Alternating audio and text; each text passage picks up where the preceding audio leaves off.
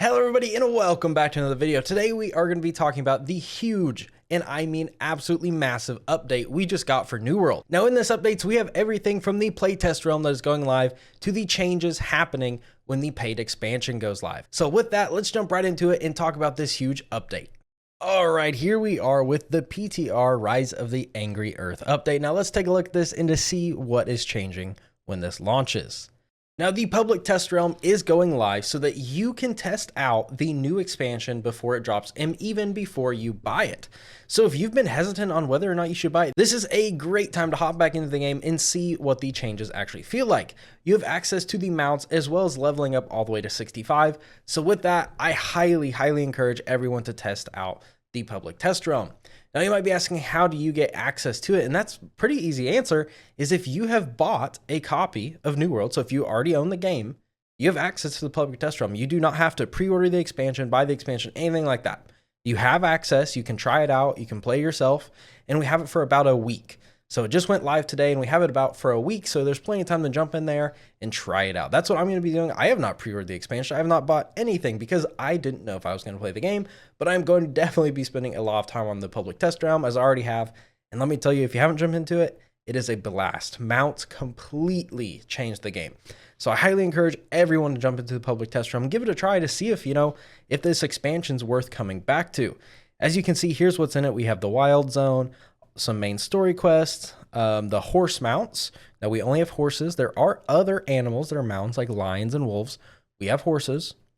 New artifacts, the new weapon, which is huge, the flail, and much more. So with that, I just want to say again, it is super easy to get access to. As long as you own the game, you have it.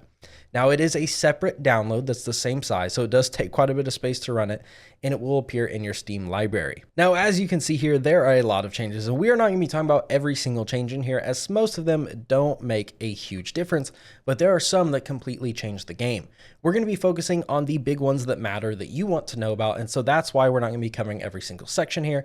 Again, if you want to go through this yourself, it will be linked down in the description below, and you can check out all of the changes they've made. But with that, we're just going to jump into the big ones. Starting out with some of our biggest changes to combat. Weakened status effects can now reduce the effects of acid damage. Fixed an issue where the rune glass of slighted carnelian gems caused taunts to not trigger when slotted into weapons. This is a really annoying bug that was happening, and it's been going on for, as far as I know, a very long time, so it's finally good that they're fixing that. Fixed an issue where some attack chains cause client server desync.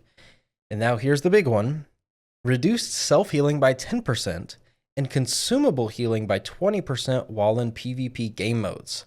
Now this is only for PvP game modes, and that's very important because it's not in the open world. If you have PvP turned on, it's specifically PvP game mode, stuff where you're queuing into to play. And this is a huge change. I mean, absolutely massive. Right now, the meta in PvP is basically playing around your consumables and just spamming them as frequently as you can. And I think this is going to change that. And people have been wanting that for a long time because it's kind of boring, the consumable spam, especially just who has better timing with their consumables. It's kind of annoying to deal with, but this is going to make a very big difference. 20%, that's a lot. Like, that is a massive change to our consumable healing. And I'm very glad to see how this actually affects the game when it goes live. And now here we have another massive change, increased dodge distance for medium and heavy equipped loads. Now this is going to be really fun to try. I don't know the actual distance that it's going to go. They don't say our actual distance, but just having more mobility on those is going to be a super nice quality of life to have. And it's just making them better. It's just a better benefit to running a heavier equipment load. Updated medium dodge animations to better maintain speed throughout the animation and improve transition to sprint out of dodge for all equipped loads. Again, these two are kind of stacking together, basically making it just smoother and better of a system. Reduced medium hit sprint delay to 0.75 seconds from the 1 seconds, and light hit sprint delay to 1 second from 1.5 seconds.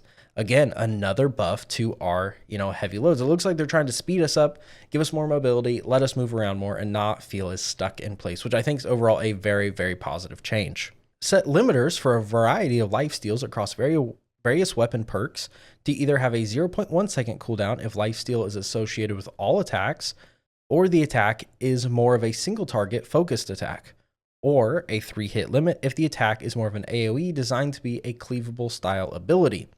Now, my best guess is they're doing this so we're not just stacking up lifesteal to make up for the nerfs in our healing.